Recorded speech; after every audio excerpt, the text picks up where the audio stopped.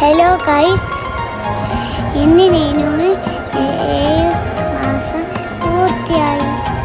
അതിൻ്റെ ചെറിയ കേക്ക് കട്ടിങ്ങിനായി ഞങ്ങൾ ഹണി കേക്കിന് പോയി. അവിടുന്ന് കേക്ക് ഓർഡർ ചെയ്ത് കുറച്ച് കഴിഞ്ഞ് നേനൂൻ്റെ ഫോട്ടോ ഒക്കെ എടുത്തു.